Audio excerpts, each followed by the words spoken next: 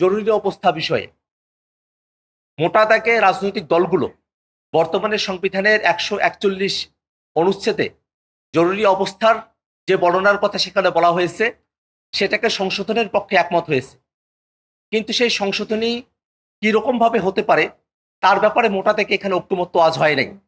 কমিশনের তরফ থেকে বলা হয়েছে যাতে রাজনৈতিকভাবে জরুরি অবস্থা কোনো অপব্যবহার না করতে পারে সে ব্যাপারে যেন একটা ডিরেকশন এই মত উল্লেখ করা হয়ে থাকে। আবার একটা জিনিস বলা হয়েছে, মানুষের যে মানবাধিকারের জায়গাগুলো রয়েছে, নাগরিক অধিকারের জায়গাগুলো রয়েছে, সেটাকে যেন ক্ষুণ্ণ করা না হয়। সেই ব্যাপারটাতে হাউজে এখন পর্যন্ত ঐক্যমত্য হয়নি।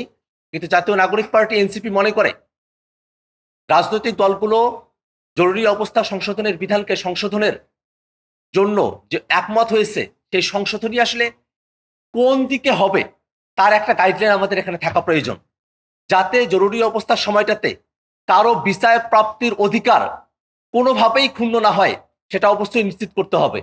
একই সাথে মৌলিক অধিকারগুলোর ক্ষেত্রে, মানবাধিকারগুলোর ক্ষেত্রে কোন কোন মানবাধিকারকে অবশ্যই জরুরি অবস্থার সময়টাতেও কার্যকর রাখতে হবে সে ব্যাপারটা নিয়ে আমাদের মধ্যে আরো বিস্তারিত আলোচনা হওয়া প্রয়োজন বলে আমরা মনে করি।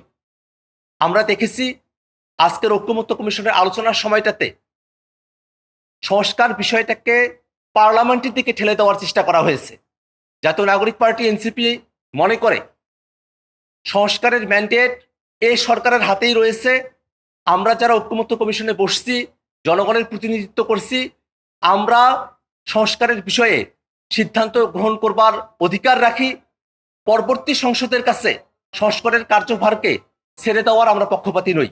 অবশ্যই জুলাই সনদকে নিছক একটি ডকুমেন্ট হিসেবে, নিছক একটি দলিল হিসেবে উপস্থাপন করার যে চিন্তা অনেকের মধ্যে প্রকাশিত হয়েছে, আমরা তার বিপক্ষে অবস্থান করি এবং আমরা মনে করি যে জুলাই সনদের মধ্য দিয়ে যে মৌলিক সংস্কারের রূপরেখা বাস্তবায়িত হবে সেটা বাংলাদেশের সামনের রাজনীতিকে নির্ধারণ করবে, সামনের বাংলাদেশের কাঠামোকে নির্ধারণ করবে এবং সেই কাঠামোকে কিভাবে বাস্তবে রূপান্তরিত করা যায়, রেকটিফিকেশনের পদ্ধতি কি হতে পারে সেই ব্যাপারে যদি কেউ শুধুমাত্র সংসদের উপর নির্ভর করতে চায় এবং ঐক্যমত্য কমিশন যদি পার্লামেন্টের দিকেই তাদের আলোচনাকে অগ্রগতি করতে থাকে সেক্ষেত্রে অবশ্যই আমরা মনে করব যে আমাদের এই যে গোটা আলোচনা, ঐক্যমতের আলোচনা, সে আলোচনা অবশ্যই কার্যকর হবে না।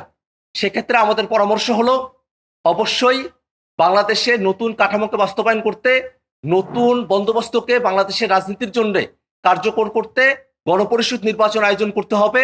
গণপরিষদ নির্বাচন আয়োজনের মধ্য দিয়ে সেখানকার আলাপ আলোচনা, তর্ক এবং নানা ধরনের ঐক্যমতের ভিত্তিতে নতুন একটি সংবিধান প্রণয়ন করে এই সংস্কারের যে প্রস্তাবনাগুলো আছে সেগুলোকে কার্যকর করতে হবে। ধন্যবাদ।